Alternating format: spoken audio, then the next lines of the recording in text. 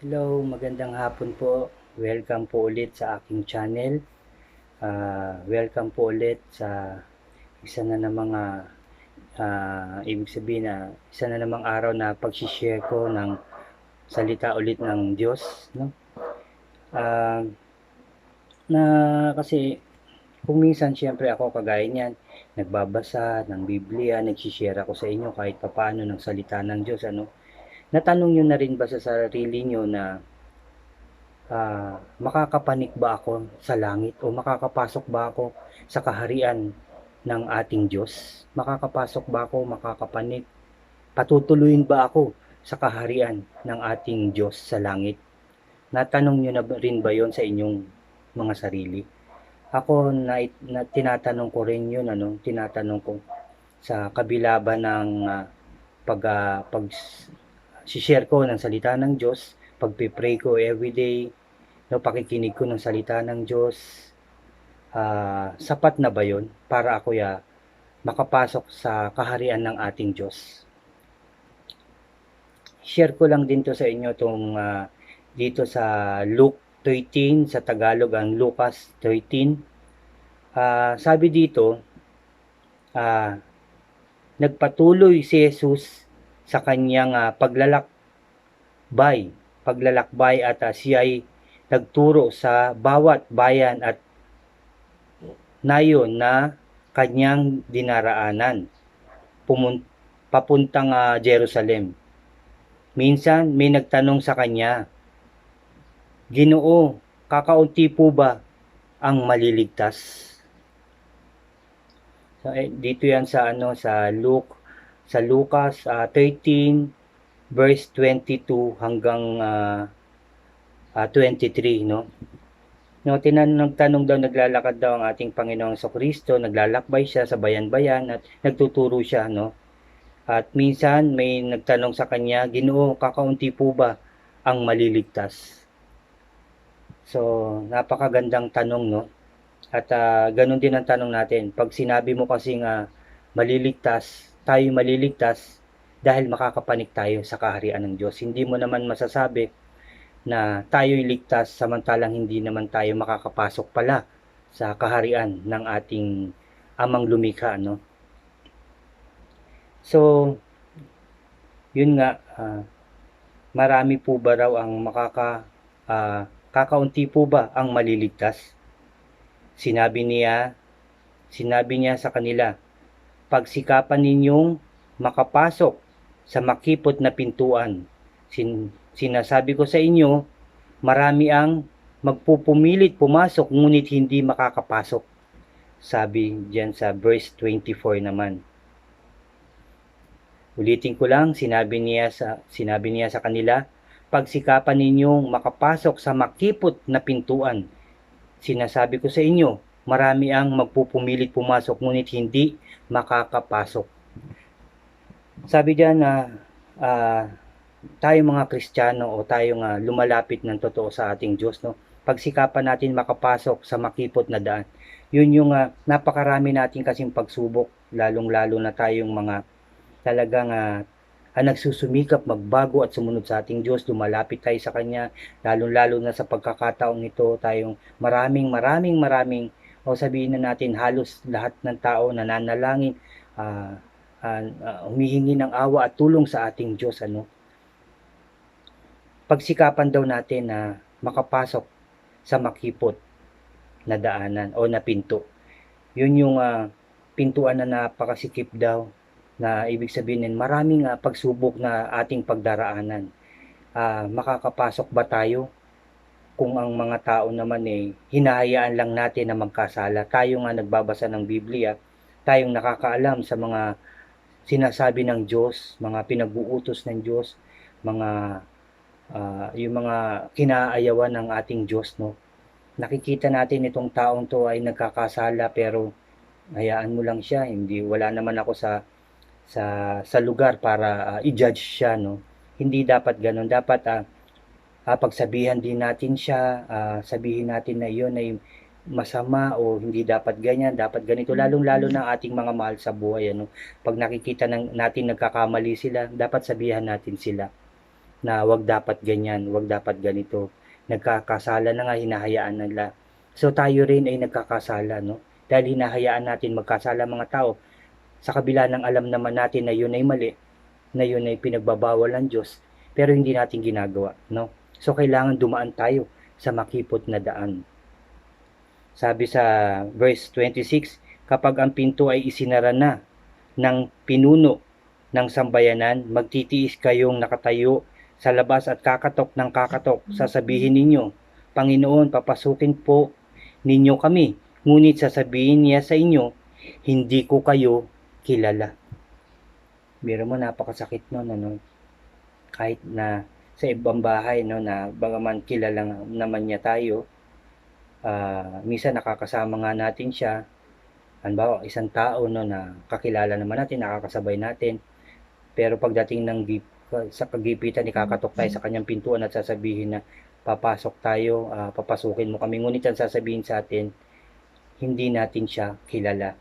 So yun ang sinasabi ng ating Panginoong Kristo na dapat natin siyang makilala. Paano natin siya makikilala? Sa kanyang mga salita, ano, dito sa Biblia, no. Sabi pa dito sa John 14, John 14:6, sumagot si Jesus, ako ang daan, ang katotohanan at ang buhay. Walang makakapunta sa Ama kundi sa pamamagitan ko. Yun ang kanyang sabi sa John 14:6. Walang makakapasok.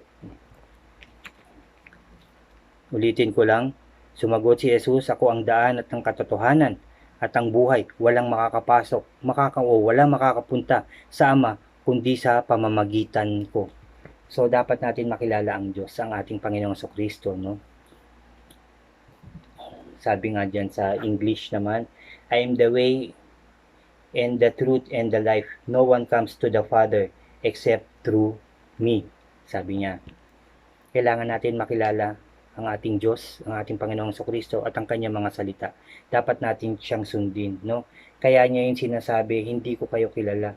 Bagaman tayo ay nagsisimba nga, nagbabasa ng Biblia, no? Nagpipray tayo, pero gumagawa pa rin tayo ng kasalanan. Kung minsan hinahayaan natin ang ating kapwa na masadlak sa kasalanan, sa kasamaan, ano, sa paggawa ng kasamaan, hindi man lang natin sila nasasabihan o sinasabihan, ano, kaya sasabihin din, samantalang nagbabasa ka, alam mo ang bawal, alam mo sinasabi ng Biblia, alam mo sinasabi ng Diyos, hindi mo yun ibinahagi o tinuro sa taong nagkakasala o sa taong nagkamali.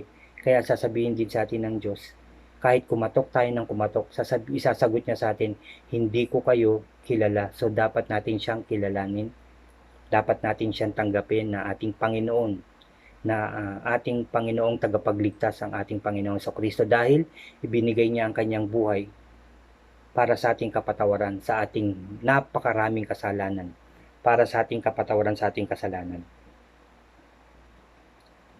Sabi pa dito, kapag ang pinto ay isinara na ng pinuno, sa 25 nga, ng sambahayan, magtitiis kayong nakatayo sa labas at kakatok ng kakatok, sasabihin ninyo, Panginoon, papasukin po ninyo kami, ngunit sasabihin niya sa inyo, hindi ko kayo kilala. Sabi sa 26, sasabihin naman ninyo, kumain po kami at uminom, nakasalo ka, kasalo ninyo, at nagturo pa kayo sa amin, sa aming mga lansangan. Sabi niya, di ba yun na nga yun, di ba?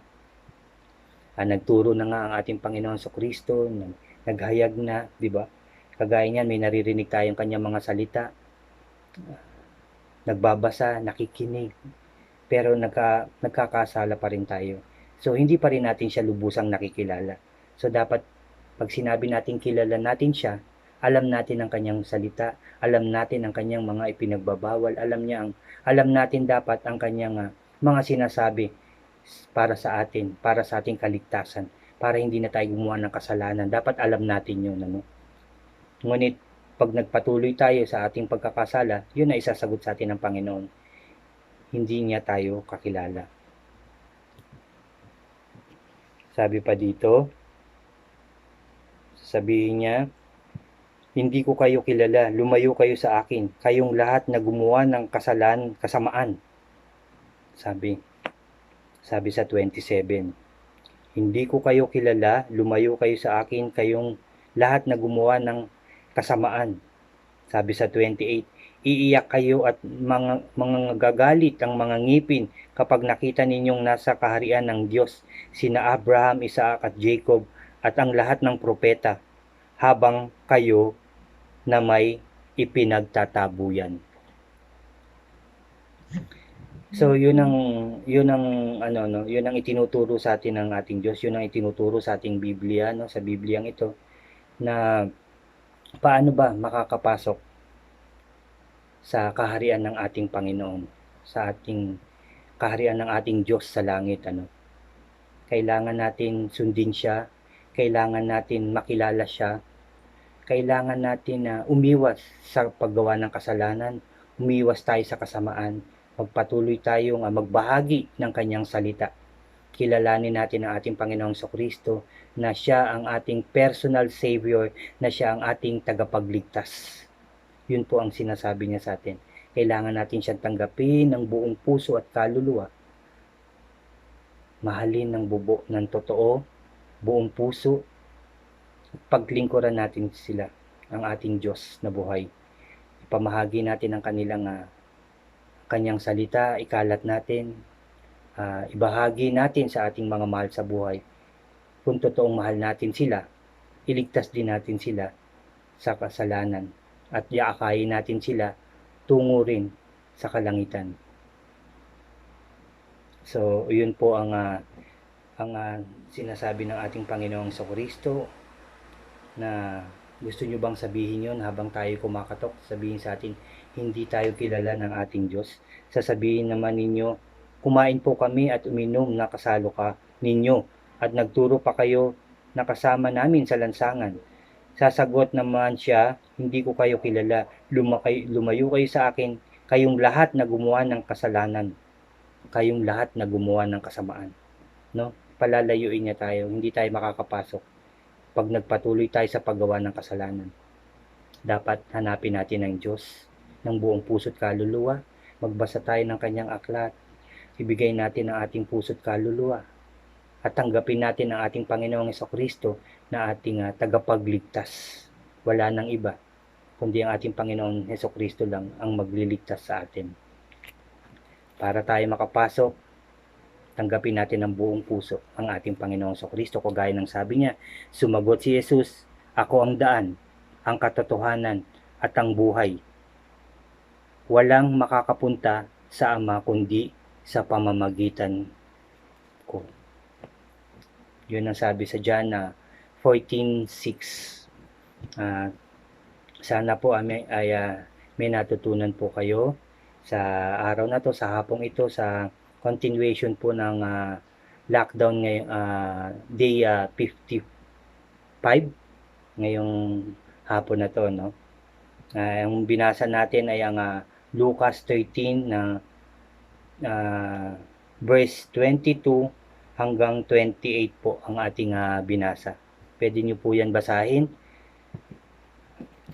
at i-share din po sa iba nyo pang mga mahal sa buhay. Salamat po ulit sa hapon na to, sa pagsama nyo sa aking Bible, isa na namang Bible reading and sharing po. Dun po sa mga bago sa aking channel, mag-subscribe po kayo, i-like nyo po ang ating mga videos at click nyo na rin po yung notification bell para updated po kayo sa mga i-upload ko pa pong video. Mabuhay po tayong lahat at mag-ingat po tayong lahat palagi. God bless po sa inyong lahat. Mabuhay po tayong lahat.